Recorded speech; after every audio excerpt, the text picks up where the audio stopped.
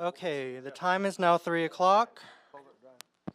Everyone will find a seat. All right. Well, now it is 3:01, and we'll call this meeting to order. First item on the agenda is to declare a quorum. May we please have roll? Vice Chair London, Present. Commissioner Moore, Here. Commissioner Garza, Here. Chairman Sol, Here. Commissioner Smith, Here. Commissioner Klein, Here. and Commissioner Stewart. Here. Okay, so we do have a quorum. Next item on the agenda is approval of the agenda. Next item on the agenda is the approval of the agenda. And I will note under item 3E, it says approval of the preliminary plat of the Westminster subdivision. That actually will be preliminary plat of the Tract A, Block 13, Wicker Addition, Unit Number 2. So with that, I'll accept a motion to accept the minutes. Agenda. Move is amended. Second. Okay, we have a motion and a second. All those in favor? Aye. Aye. Any against? Hearing none, motion passes. All right, next item is the approval of the minutes from January 12th, 2022. Are there any edits needed to this?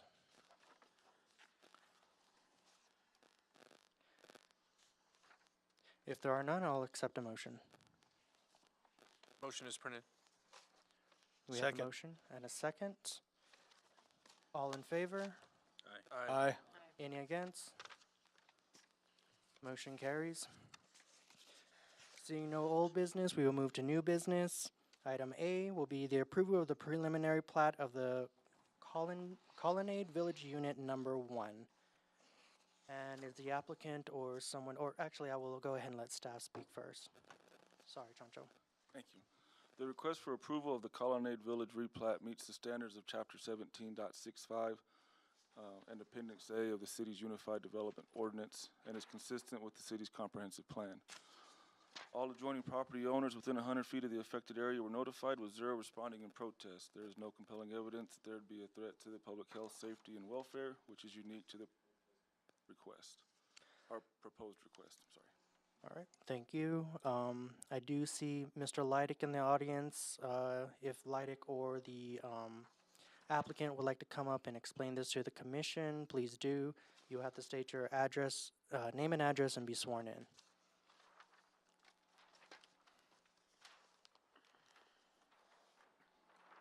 I'm Chad Leidick, 906 Kern Drive.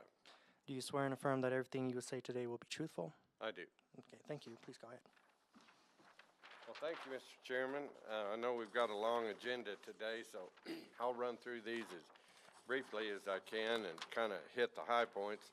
This first one that we're going to talk about today is replat of Colonnade Village Unit Number 1. And a little history on this. This was actually platted originally in 1990, and all of the street plans and the sewer plans were designed at that time, submitted to the city of Clovis, and they were approved. This is sat dormant for all of these years. And now, back in those days, it was there were no developments existing around it. But at this current time, if you'll look on the west, you'll see the Woodlark Road, and then it bends on around to the north. That's all Rain Tree Subdivision. That alley that you see is currently in place. All the utilities are currently in that alleyway. On the east side, you'll see Olive Branch Subdivision, and that's one, in this particular part of it, it's not under development right now, but unit number 1 of Olive Branch Subdivision, which lies a little to the north of this, is currently in development at this time. But the Olive Branch Subdivision preliminary plat was presented and approved by this board several months ago. So this is kind of an infill, but when we replatted this, due to the developments and all around it, the alleyways, the street configurations, none of that was changed. So all of the original street plans, all of the original sewer plans will still be in effect. The only change that we have to kind of point out to you today is, and where we could, we increased the number of lots, reduced the size a little bit, because in 1990, developers were building 80 to 90 to 100-foot wide lots. That was what you typically saw in these nicer areas in town. And today, due to a lot of factors, they're smaller than that. So the only change, like I said, is there's been some increase in the lot size. And then city staff and several of our meetings, they wanted to know about what we were going to do with the stormwater management. And so city staff I had a telephone conference with Justin Howalt yesterday on some of the items he wanted to see. And so I have rewritten the stormwater management plan, which basically says the city currently has plans designed to put a storm sewer in along the north side of Llano Estacado in that 25-foot drainage channel that you see depicted on your plat. The city does not plan on putting that in right now. And so what he would like us to do is, seeing as how that particular bar ditch along that area at times overflows, I mean, it's full. So I put a statement in the stormwater management plan that the developer will have to be responsible for the installation and enlargement and maintenance of that bar ditch. We're going to have to make it a little deeper for the limits of this subdivision. And then we all know eventually it's going to be a storm drain line, but until that time, he'll be responsible for the upkeep and the maintenance of that ditch through his subdivision. That's the only significant change, so if you've got any questions, I'd be pleased to answer. Okay. Any questions from the commission? Where does that drainage lead out to eventually? I mean, it's in that bar ditch and then it goes where? It goes on east about a half a mile, and the city owns a big basin that they bought a number of years ago in the southeast corner of this section for the stormwater containment of all this area. And so what we were going to do, and like I said, the line has been designed, it will catch the stormwater that exits from these subdivisions on the north, carry them all the way over to the east, and then dump it into the basin that the city currently maintains for that process, for that reason. And you're not concerned, the water will make it there once it's. Well, yes, it gets there now. We just have a little bit of a capacity issue. So these subdivisions that are coming in are going to have to work together to maintain and do that ditch line until such time as the city can put in a storm drain line. Okay. And so it's going to be, all of them are going to answer your question, they're all going to have to work together because, you know, we just have to do it. Okay. The city can't make this guy go and do it if you're asking on somebody else's land. That's why they all have to work together till we get it to the right place. Okay. Any other notes from staff or commission? Questions, comments? Yes, Mr. Chairman, members of the Planning and Zoning Commission, Mr. Leidick, I just have one other question. Will you be excavating the playa area for the additional, to take the additional runoff from Colonnade Village, please? Yes, in fact, we've got those calculations on the stormwater management plan that I was talking to you about. And in here I said, the developer of this unit will be responsible for the excavation of 1.36 acre feet from the city storm runoff control basin located in the southeast quarter of the section. That's what his impact comes to when you do the calculations. Thank you. Any further comments or questions? With that, I'll accept a motion. Move to approve. Got a motion and a second. Will you please call roll? Chairman Soul, Yes. Commissioner Smith, Yes. Commissioner Klein, Yes. Commissioner Stewart, Yes. Vice Chair Linden, Yes. Commissioner Moore, Yes. and Commissioner Garza. Yes. Okay. With everyone voting in the affirmative, motion passes. Next item on the agenda is approval of the preliminary replat of the Quail Run Addition Unit Number 1. Staff. Yes, thank you. The request for approval of the Quorum Run Addition Unit 1 replat meets the standards of Chapter 17.65 and Appendix A of the City's Unified Development Ordinance, and is consistent with the city's comprehensive plan. All adjoining property owners within 100 feet of affected area were notified with zero responding in protest. There is no compelling evidence that there'd be a threat to the public health, safety, and welfare, which is unique to the proposed request. Okay. Mr. Leidick. Well, at least it'll save you having to swear in about it. Okay, this particular unit plat on the Quail Run edition, if I could hold it up, there used to be, the way it was originally platted, there was a cul-de-sac that came in off of Sheps Boulevard, and then, and then there were residential lots around it. That was approved, and the current owner wants to vacate that, put it into just 2 lots, as you see. He has no intentions of doing any residential development in that area.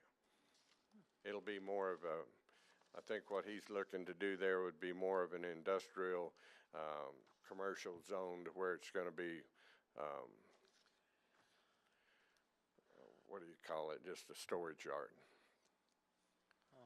But no, so that's why he's doing away with the proposed residential development, just wants 2 tracks. All of the utilities are in place around it, and there are no public improvements to be put within this at this time. Thank you, Mr. Leidick. Is there any questions from the commission? Excuse me.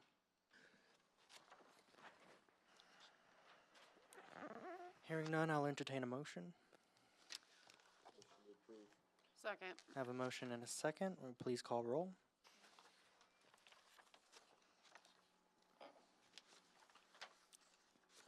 Commissioner Smith? Yes. Commissioner Klein? Yes. Commissioner Stewart? Yes. Vice Chair London? Yes.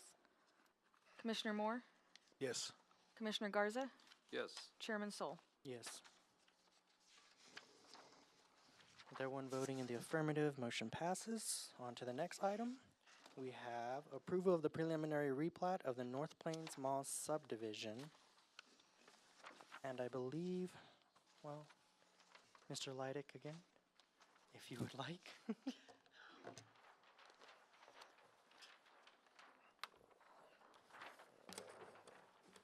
Okay, what you have today, when the North Plains Mall was first developed and platted, that was back in, I think, 1984. There was only 2 parcels in the entire North Plains Mall subdivision. There was Tract 1 and Tract 2, and kind of the Tract 2, where you see the north line of Dillard's there, when that was originally built, that was Walmart. And so Walmart had their own tract there to the south, and then all of the remainder was pretty much what they called Tract 1 or Lot 1. What they're wanting to do now is right there where you see the Sears building and the parking area immediately to the west there, they want to split that off, which under our current regulations requires a replat to be filed, because it is considered a subdivision. So the only thing, and what you see here before, it's just a replat of Lot 1, breaking Lot 1 into parcel Lot 1 and Lot 1A with the corresponding legal language that's involved to do that. But there's no changes. Parking areas, as you see, are not changing. Traffic flow patterns will remain as is. Buildings remain as is. It's just more of a to where they could dispose of that one parcel. I think most of the original parcels were owned by one entity, and now this I would assume they're going to sell that to where it would be a parcel that they could sell off of that. So that's what you have to do. We do have a person from that group here if they'd like to add anything. Okay. Well, do you have any other information on that of what's going to happen with that, or plans that's going to happen with that? That you can disclose. Yeah, that you can disclose. So this is going to include the old Sears and the parking lot. Yes. It's kind of hard to tell on this, I'm sorry. Yeah, there's a lot of lines on there, I understand, but yes, it will. Okay. And does it go all the way to the street? It's that whole thing, No, or it's if just you'll that? see right before you get to that north-south thoroughway there between the Superstore, Red Lobster on one side, and then the rest of the mall, there's a road through there. Yeah. It goes to the east side of that road, so that road is not a part of this replat. Okay. That's why I say all the traffic flow patterns are maintained throughout there. And parking, you probably won't see any difference.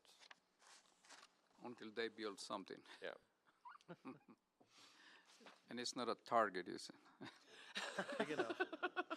Big enough. TJ Maxx, Wallace. Okay. Any other questions? Vinnie? Ma'am. Mr. Chairman? Yes, Ms. Burrows. If you if you're about to make a motion, the item on the agenda said approval of preliminary replat of the North Plains Mall. Could the person who makes the motion change that to say approval of replat of Lot 1 of the North Plains Mall, please?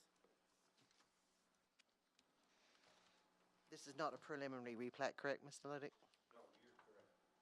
Yeah, that is noted on the map, or the, Thank you. thank you. All right. Do we have a motion and second to this, then? So moved. Second. And the motion is that it be accepted as edited without the preliminary? Yes. Thank you. Okay. And the seconder agrees? Yes. Okay. So with that, we'll call roll. Commissioner Klein? Yes. Commissioner Stewart? Yes. Vice Chair London? Yes. Commissioner Moore? Yes. Commissioner Garza? Yes. Chairman Sol? Yes. Commissioner Smith? Yes. Exciting. Sounds like Is everyone voting in the affirmative? Motion passes. Next item, item D, is the approval of the preliminary plat of the North Street Business Park. And I believe Mr. Leidick, if you, or staff first, and then we'll allow Mr. Leidick to, again, come up to the podium.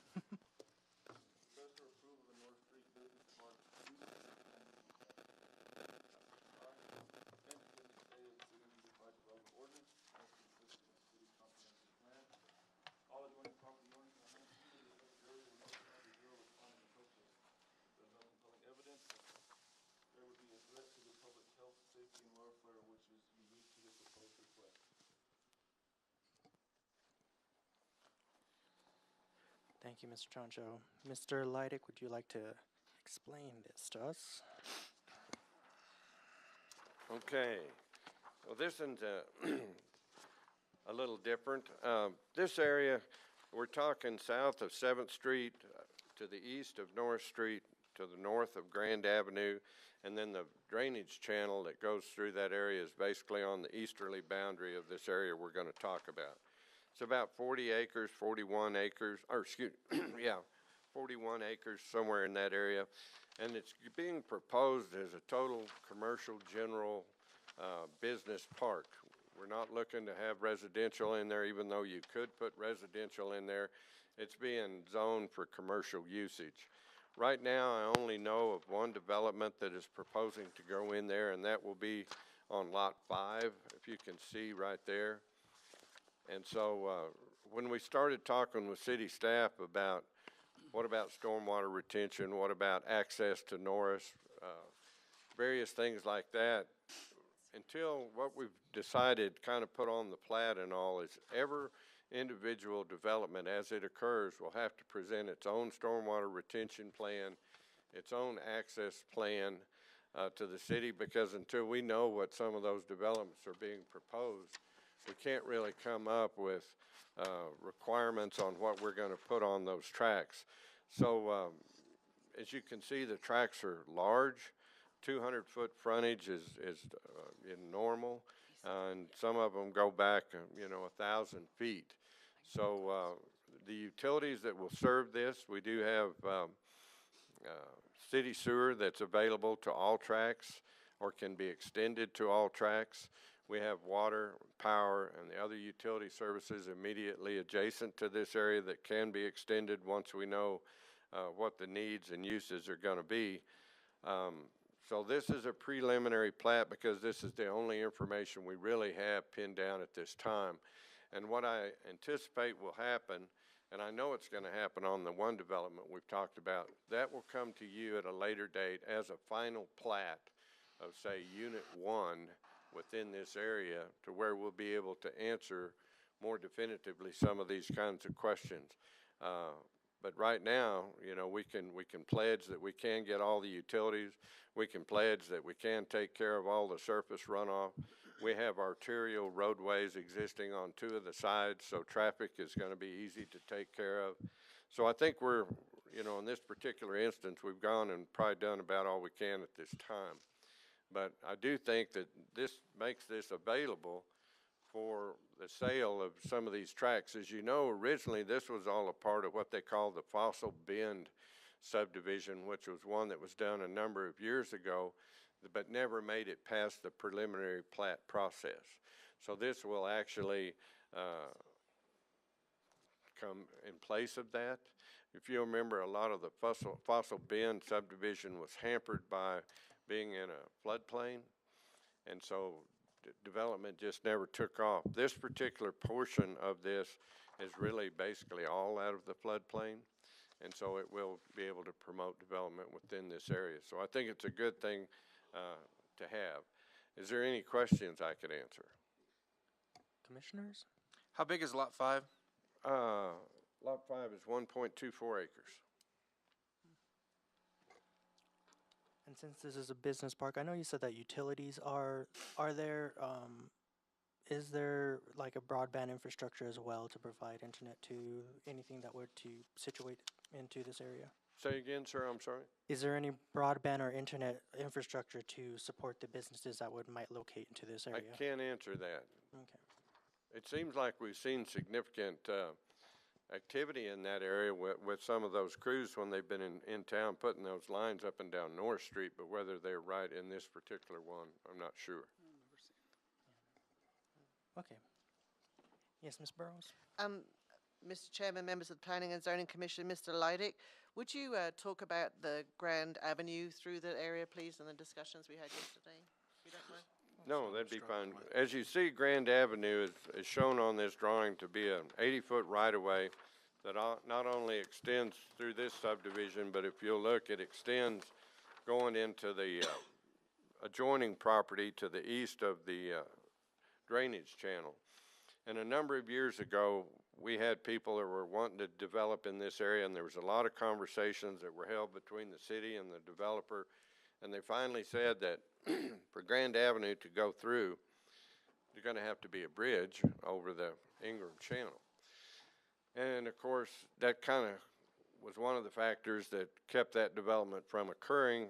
And then the city, in discussions that we've had on this subdivision, has kind of let it be known that they're not interested really in putting in a bridge over the Ingram Channel. So what may occur, and we've kind of got a concurrence with the city, that is if development does occur and we need to extend Grand Avenue in some form or fashion, they'll probably cul-de-sac it on each side of the Ingram Channel, and we won't have a bridge across there. And I can see both sides of that. For a bridge of that nature, you're probably talking, you know, possibly even $500,000. And so even if you had a participation with the developers and the city, it's a significant investment. And right now we haven't had much interest in developing this land further, like I've told you, but because of some of the problems it had, the flood zone, various things like that. There is a utility company. Now I will mention, if you'll see, I've got a dashed line that within that Grand Avenue right-of-way, there is a large 16-inch water line within a dedicated easement that's been filed of record that is in that 80-foot right-of-way as we speak.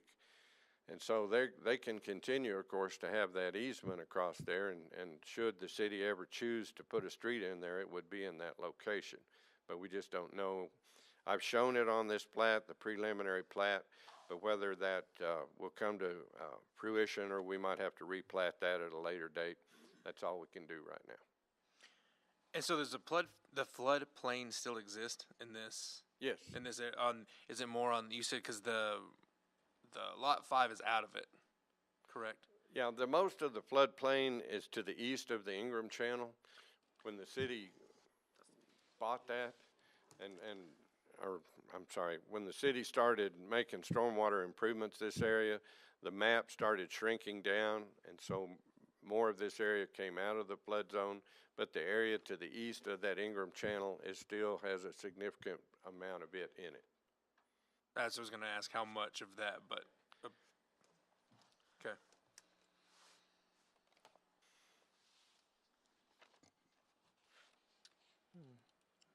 Okay, any more questions? I have one just out of curiosity. Why does Grand curve once it passes the Ingram Channel?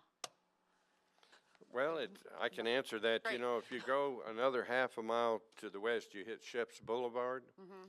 And right there, Grand Avenue is also platted, and it's just Okay. right above the quarter section line at that location. And it goes on across the community college properties. In fact, the city used that right-of-way years ago when we put our big trunk sewer line. We ran that within that old Grand Street right-of-way, which kept the city from having to purchase additional lands to put that sewer line in. So it's been platted on a lot of our old maps for eons, but no development has occurred, even though when the utility companies, like I was telling you about water, sewer, various things, when they need to go across that area, they have gone and written their easements to follow that same old alignment that went through there. Thank you.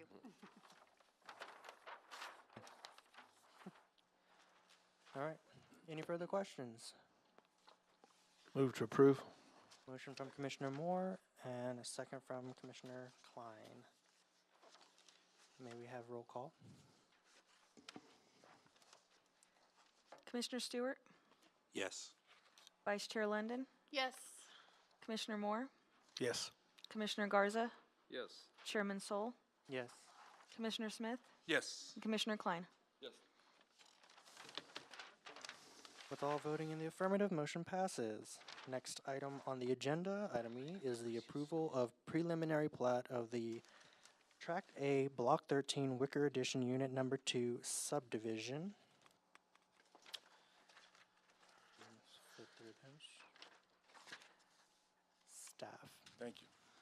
The request for approval of the Wicker Addition preliminary plat meets the standards of Chapter 17.65 and Appendix A of the city's Unified Development Ordinance and is consistent with the city's comprehensive plan. All adjoining property owners within 100 feet of the affected area were notified, with one responding in protest equaling 4.55%. There is no compelling evidence that there would be a threat to the public health, safety, and welfare, which is unique to the proposed request. Thank you. And Mr. Leidick. This is my last one. Hang in there. If you will remember back, it was our last, I think, planning and zoning meeting. We talked about this particular tract, and you approved the zone change. And so what you have now that was approved is the plat, and I had a rough drawing of the plat when you looked at the zone change, but this is how it's going to kind of flesh out. And you can see that we have Westminster Drive that will be a dedicated, all these streets will be dedicated to the public just like a normal street. They're all in compliance with our city design standards. And it will connect on to Thornton and go into a cul-de-sac, as you see.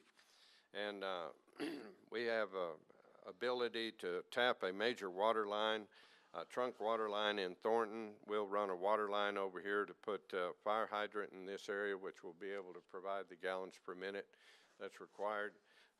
As you can see, it's surrounded on all four sides by existing alleyways with existing utilities in those alleyways. This used to be all a part of a tract that Westminster Presbyterian Church owned, and they are selling this westerly portion for development purposes. But so the residential area is totally engulfed this, and so we have, everything that you would need as far as utility services and so on. I know there was a question that came up in the city staff meeting about stormwater retainage, and again, we put on the actual plat itself, the stormwater management plan, which states, and we've been doing this in other subdivisions in town and been pretty successful with it, in that we require each rear yard to be, the fencing of it to be set on a concrete stem wall about 6 inches above ground, and then you can use cedar, you can use block, you can use metal, whatever else you want for your fence. But that stem wall turns every residential lot into its own little retention basin. So whatever falls on the roof, whatever falls in the yard itself is kept on that particular property.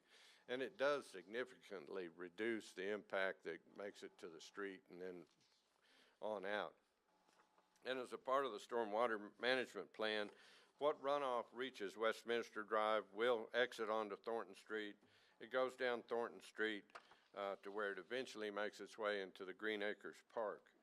And in here, we again put in the calculations that the developer will be responsible for the excavation of 0.122 acre feet from Green Acres Lake, which is the projected impact from this subdivision.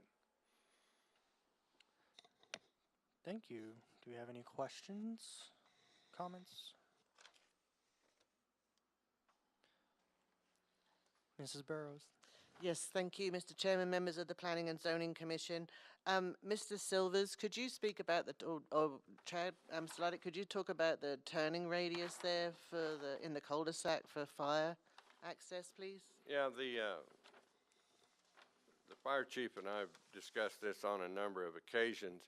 There are, I don't know, first of all, back up. Everything that you see here is designed to our current city design standards. So there's no reductions, no shrinking, no nothing. This is what we have to work with.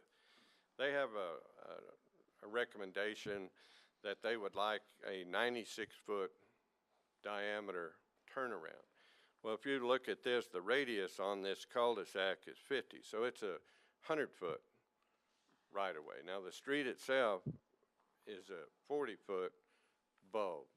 But, you know, if you had a truck in there and you drove over the curb, you're going to have sidewalk there anyway. So you've got basically nothing within your 100-foot.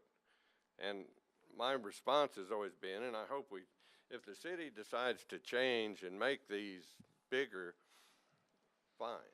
But right now, everything's done to the design standards that the city currently has. And so I hope we keep it that way myself. But I understand both sides. Safety first. So, Mr. Silvers, are you okay with that explanation? Or? So I wasn't sure that I understood that, Chad. So in this cul-de-sac, the way that it's set up, we would actually have to drive up on the sidewalk in order to make a turn to meet that 96 feet? Correct. Okay. That's not normally what we've done over the last few years. Mr. Leidy, can you come to the, Mr. Leidy? Currently, our design standards is a 100-foot diameter with a 40-foot radius, which would be an 80-foot turnaround, or, you know, street, curb and gutter. Now, if you want to expand that, you'd have to change the city standards. What we've got, they're all this way right now.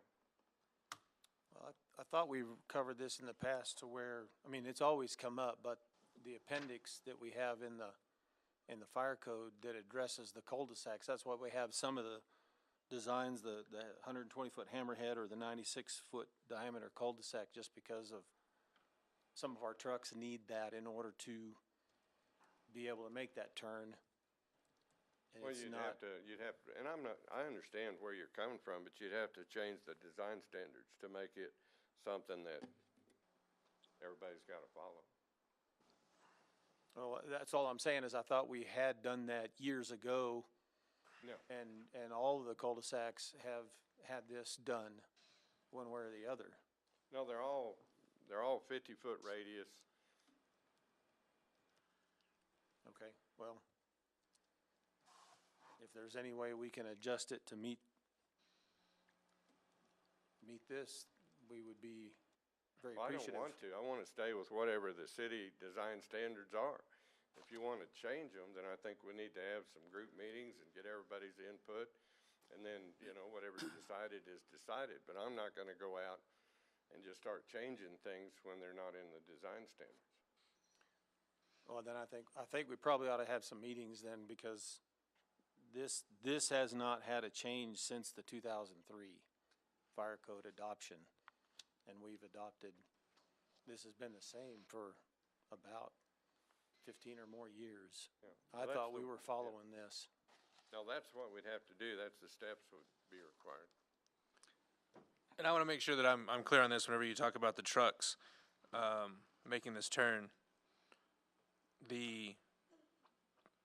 Whenever they make the fire code, is for all trucks that you have, or the trucks that were responding to this area or this type of fire?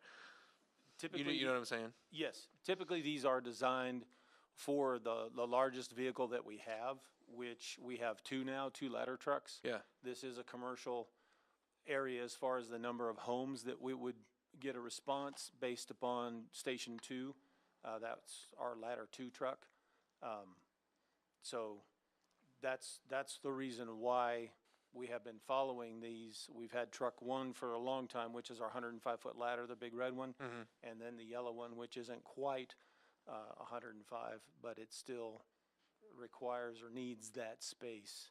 And driving up on the curbs, I mean, I understand trucks can do that, but it does offer a little more wear and tear and That was my question, is the biggest truck would be responding to a fire in this place? one of ours, yes, from Station 2. That's ladder 2, yes, sir. Okay. Any other questions or comments? Mr. Chairman, I think I want to table this item until we get all the answers and everybody's on the same page as a concern item. Okay. So is that a motion to table until staff and others are able to discuss this? Or I mean, if Mr. Chairman, members of the Planning and Zoning Commission, if you would like to make to move forward with a recommendation for it with staff to address this before it comes to the commission for final action, we can do it like that if you would like. okay. Yeah, I hate to see you stop development, because there's cul-de-sacs in almost every development that's coming up that you're looking at. You looked at Colonnade, you looked at some last time, you got more to look at next week. I don't want to stop development until we get this issue decided. I'm willing to work on it, but these are in compliance with your current regulations. And Mr. Chairman, members of the Planning and Zoning Commission, we're actually meeting on Friday about another subdivision, so we could talk about it then. But I want to make sure you understand my point. If you want to go to a bigger cul-de-sac, then that's going to take some study. You're going to have to get city commission to approve it. It's going to have to be put into the design standards that everybody uses. And I don't want development to quit. And I don't think you do either. Mr. Chairman, I understand the concern, and I withdraw my motion at this time. And I do tend to agree with Mr. Leidick. I mean, this subdivision is designed on current city design standards as far as cul-de-sacs go. So maybe this should have been particularly if the fire department was concerned about it, should have done their due diligence and had this changed a while back. I hate to hold up subdivisions, and Chad might not be able to tell me right off the top of his head, but there's several other subdivisions that have this very similar design as far as the 50-foot radius.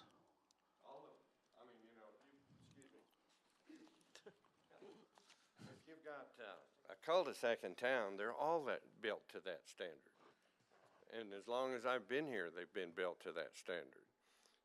So it's been around a long time now. If the fire chief wants to change it, I don't have a problem, but it needs to follow the certain procedures, just like when you review your other planning and zoning regulations and your design standards, and it's handled in that way. I don't want to penalize people that are trying to do something right now until such time as the regulation changes one way or the other.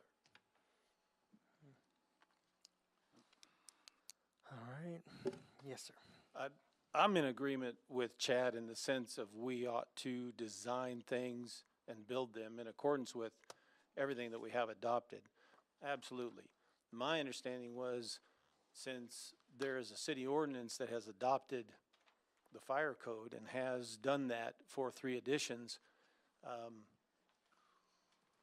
these appendices have been adopted along with it, and therefore become a part of that design standard. Now, it may not become a part of that literally in the sense of a copy of it, put in whatever document you're using, Chad. I don't know what you're using per se, but I would like to be able to have, and I'm not asking for this to be delayed per se either. It's obviously your, your choice, but my understanding, I mean, we've got some hammerheads designed to this standard throughout town. I cannot remember the street names, but it's east of Raintree area. But it's something that we need to certainly address. And I'd be more than happy to get with you on that so that we could make sure that all future developments meet these standards. Because usually the way that it states, it's the stricter standard applies, and this it certainly would be that stricter standard. So I would just certainly like to be able to make that known that I'm willing to work with Chad and anyone else, by all means. Thank you.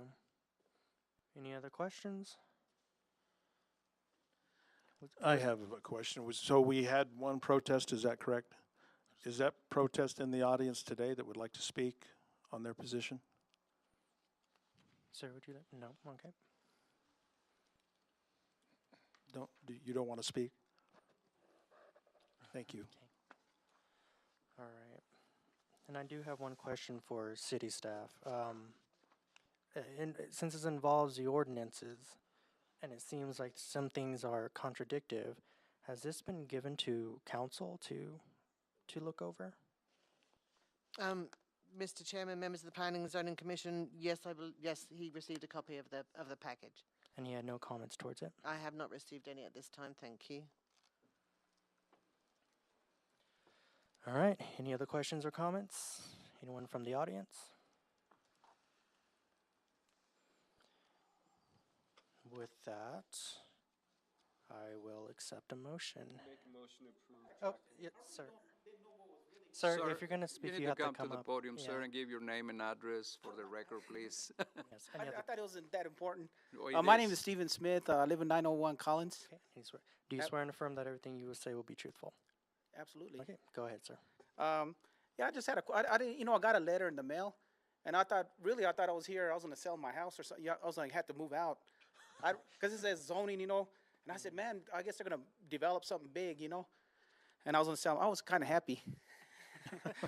Anyway, I'll still sell my house if you want a radius.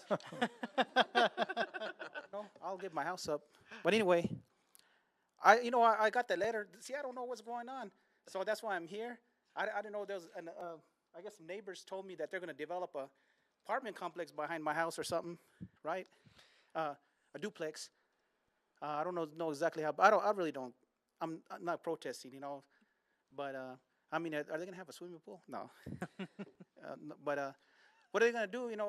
I can't see that little area. I'd have a lot of questions, but they're not really important. Like how are they going to get in there? Because just like you said, it's surrounded by an alleyway, and it's in a cul-de-sac. It's kind of interesting where you're going to put the roads at. Hey, right here. I'll sell my house. Yeah. So when we send the letters to those properties within 100 feet, do we include a map? Oh, No, yeah. I wasn't sure. No, but there's a number for them to call with any concern Oh, or okay. question. Okay. Had people come in and see the map, the larger map, that Okay. so we can Okay. relay what's I going guess on. this will answer a lot of. I just didn't know what exactly was going on. So I didn't, I thought I'd get that in the mail. I got a certified letter, and I don't have no complaints really. I was kind of thrilled about having to sell my house and move out and give you all the land, but that didn't happen. Good luck so on that one. I'm depressed now. All right. Thank you, sir. Thank you. Okay. Now with that, is there any more questions, comments? Hearing none, I'll accept a motion. Motion to approve Track A, Block 13 of the Wicker Edition, Unit 2. Second. Motion from Klein, second from Commissioner Moore. Will you please call roll? Vice Chair London, Yes. Commissioner Moore, Yes. Commissioner Garza, Yes. Chairman Sol, Commissioner Smith, Yes. Commissioner Klein, Commissioner Stewart. Yes. With all voting in the affirmative, motion passes. Next item on the agenda, item F, is the approval of the zone change at 601 Wallace. And is the applicant in the audience, Mr. Ronnie Boney Sr.? Doesn't seem to be. Does not seem to be. Okay. Well, staff, will you go ahead and cover this for us? Thank you. Yes, the request for approval of the zone change at 601 Wallace from RS7 to CG Commercial General, including lots 5 through 8 of Block 3 of the Clovis Original Subdivision, meets the standards of Chapter 17.65 and Appendix A of the city's Unified Development Ordinance, and is consistent with the city's comprehensive plan. All adjoining property owners within 100 feet of the affected area were notified, with 0 responding in protest. There is no compelling evidence that there would be a threat to the public health, safety, and welfare, which is unique to the proposed request. And if I might add, Mr. Ronnie is wanting to change this to commercial general, just as a holding yard for Pop's Lawn Service. It's already fenced in and screened to the residential level. It's got a 6-foot metal fence. So that's kind of the background on it. And there is adjoining commercial general to the west with the Cats building. Okay. Any questions from the commissioners? Comments from anyone else? Anyone from the audience? All right, hearing none, I will entertain a motion. Move to approve. Second. Motion from Commissioner London, second from Commissioner Smith, sorry. Roll call, please. Commissioner Moore, Yes. Commissioner Garza, Yes. Chairman Sol, Yes. Commissioner Smith, Yes. Commissioner Klein, Yes. Commissioner Stewart, Yes. and Vice Chair London. Yes. With all voting in the affirmative, motion carries. Next item on the agenda, item G, is the approval of the zone change at 804 Ross. Staff, will you go ahead and brief us on this? Yes, the request for approval of the zone change at 804 Roche from RS7 to RS7 with the carport overlay, including lots 1 through 6 of Block 41 of the North Park Subdivision, meets the standards of Chapter 17.65 and Appendix A of the city's Unified Development Ordinance, and is consistent with the city's comprehensive plan. All adjoining property owners within 100 feet of the affected area were notified, with 0 responding in protest. There is no compelling evidence that there would be a threat to the public health, safety, and welfare, which is unique to the proposed request. Thank you, Mr. Jonjo. Is Mr. Campos in the audience at all, the applicant? Mrs. Campos is here, and I don't know if she wants to talk. No? ¿No quiere hablar? Okay. I can add, there are some carports in this from before the revised carport ordinance. And also, all it would affect, those blocks that I referred to would be on the west side of Ross there. So the whole side of the block would be converted to a carport overlay. Okay. All right. Any questions or comments on this from the commissioners or the audience? Hearing none, I'll accept a motion. Motion to approve. Second. Motion to approve from Commissioner Stewart, second from, did we have it? I'm so sorry. Oh, Commissioner Garza. Will you please call roll? Commissioner Garza, Yes. Chairman Sol, Yes. Commissioner Smith, Yes. Commissioner Klein, Yes. Commissioner Stewart, Yes. Vice Chair London, Yes. and Commissioner Moore. Yes. Okay, with all voting in the affirmative, motion passes. Next item on the agenda, item H, is the approval of zone change at 1221 East 10th. Will staff go ahead and brief us on that? Yes, sir. The request for approval of the zone change at 1221 East 10th from RS7 to RS7 with carport overlay, including lots 1 through 6 of Block 41 of the North Park Subdivision, meets the standards of Chapter 17 and Appendix A of the city's Unified Development Ordinance. Excuse me, and is consistent with the city's comprehensive plan.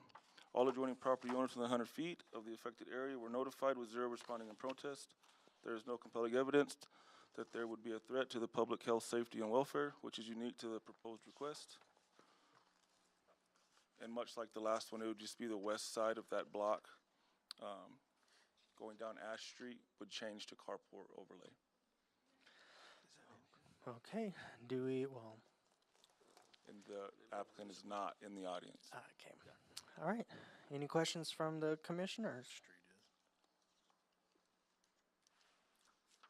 Or the public? Hearing none, I'll entertain a motion. So moved. Second. Motion by Commissioner London, second by Commissioner Smith. May you please call roll? Chairman Sol, Yes. Commissioner Smith, Yes. Commissioner Klein, Yes. Commissioner Stewart, Yes. Vice Chair London, Yes. Commissioner Moore, Yes. Commissioner Garza. Yes. All right, all voting in the affirmative, motion passes. Seeing no further items, it looks like with the date and time of our next scheduled meeting will be on April 13th, 2022 at 3 p.m., same location. All right.